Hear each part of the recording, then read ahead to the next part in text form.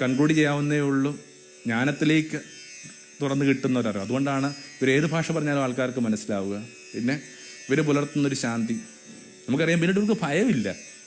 എന്നാൽ ഭയപ്പെടാൻ മാത്രം കാരണങ്ങളുള്ള ഒരു കാലത്തിലേക്കാണ് അവർ നടക്കാൻ പോകുന്നത്. ഈശോ തന്നെ പറയുന്ന കണക്ക് ഇങ്ങനെ ചെന്നായ്ക്കളുടെ ഇടയിലേക്ക് ചെമ്മരാടുകളെ കണക്ക് ഞങ്ങൾ അയക്കുക. Everything and everybody is against U.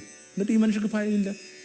പിന്നീട് മുഴുവൻ വായിച്ചു കേൾക്കുന്നുണ്ട്. നമ്മൾ ഈ മനുഷ്യരൊക്കെ എന്ത് തലയെടുപ്പോടു കൂടിയാണ് നീതിപീഠങ്ങൾക്ക് മുമ്പ് നിൽക്കുക, എന്ത് തലയെടുപ്പോടുകൂടിയാണ് മനുഷ്യ കലറിയുമ്പോൾ നിൽക്കുക, കൊലമരങ്ങൾ കൊടുക്കുമ്പോൾ നിൽക്കുക. അപ്പം നിർഭയത്വത്തിൻ്റെ ആത്മാവ് നിങ്ങൾക്ക് നൽകപ്പെട്ടിരിക്കുന്നതൊക്കെ ഈശോ ഇടക്ക് പറയുന്നുണ്ട്. നിർഭയത്തിൻ്റെ ആത്മാവ്. ഇതൊക്കെ ഈ അകത്തെങ്ങാണ്ട് ഒരു പ്രാവ് കുറുകുന്നതുകൊണ്ടാണ്. അകത്ത് ഈ പ്രാവ് കുറുകുന്നത് കൊണ്ട് പതുക്കെ ഒരു ശാന്തി ഉള്ളിലേക്ക് വരുന്നുണ്ട്. പിന്നെ വലിയൊരു ഉറപ്പുണ്ട്, വലിയൊരു അഷുറൻസ് ഉണ്ട്. എന്താണ്? എല്ലാത്തിനെയും പരിശോധിക്കുന്ന, എല്ലാത്തിനെയും നിരീക്ഷിച്ചു കൊണ്ടിരിക്കുന്ന, വീക്ഷിക്കുന്ന ആ തമ്പുരാൻ എൻ്റെ മേൽ സംപ്രീതനാണ്. അതിനേക്കാൾ വലിയൊരു അഷുറൻസ് ഇവർക്ക് ആവശ്യമില്ല. അങ്ങനെ എവിടെങ്കിലുമൊക്കെ മനുഷ്യർക്ക് ജീവിക്കാൻ പറ്റുമെങ്കിൽ ആ ജീവിതത്തെ വിളിക്കേണ്ട വാക്കാണ് പെന്തക്കോസ്ത അനുഭവം. ഈ പെന്തക്കോസ്ത അനുഭവം നമുക്കറിയാം ഈ ഒരു ദിവസം കൊണ്ടൊന്നും അവസാനിക്കുന്നില്ല. ആ 4-ാം അധ്യായത്തിലൊക്കെ നമ്മൾ വായിച്ചു കേൾക്കുന്നുണ്ട്. ഒരു പ്രാർത്ഥിക്കുന്ന പരിശുദ്ധാത്മാവിന് വേണ്ടിയാണ്. അപ്പോൾ പെട്ടെന്ന് വീണ്ടും വായിച്ചു കേൾക്കുന്ന അവർ പ്രാർത്ഥിച്ചുകൊണ്ടിരിടം ഇങ്ങനെ കുലുങ്ങാൻ തുടങ്ങി. ക്ഷയിക്കണം. നമ്മൾ നിലവിൽ നിൽക്കുന്ന നമ്മുടെ സമ്പ്രദായങ്ങളെ, നമ്മുടെ മാമൂലുകളെ, നമ്മുടെ ചട്ടങ്ങളെയൊക്കെ അടിമുടി കുലുക്കുന്ന അനുഭവത്തിൻ്റെ പേരാണ് പരിശുദ്ധാത്മാവ്.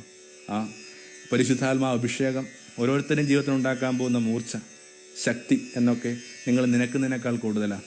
അതുകൊണ്ട് തന്നെയാണ് ഒരുപക്ഷെ ഈ പെന്തക്കോസ്ത ദിവസം തൊട്ട് വേണമെങ്കിൽ ചെയ്യാവുന്നൊരു കുഞ്ഞു കാര്യം ഞാൻ എൻ്റെ കേൾവിക്കാരോട് ഒന്ന് പറയുന്ന ഇതാണ്: നടപടി പുസ്തകം വായിച്ചു തുടങ്ങാം. അത് ഇനിയും വായിച്ചിട്ടില്ലെങ്കിൽ അത് നമ്മൾ വിളിക്കുന്നത് ഇങ്ങനെ അപ്പോസ്തലന്മാരുടെ നടപടി എന്നാണ്. ശരിക്കും അത് അപ്പോസ്തലന്മാരുടെ നടപടിയല്ല, പരിശുദ്ധാത്മാവിൻ്റെ നടപടി പുസ്തകം.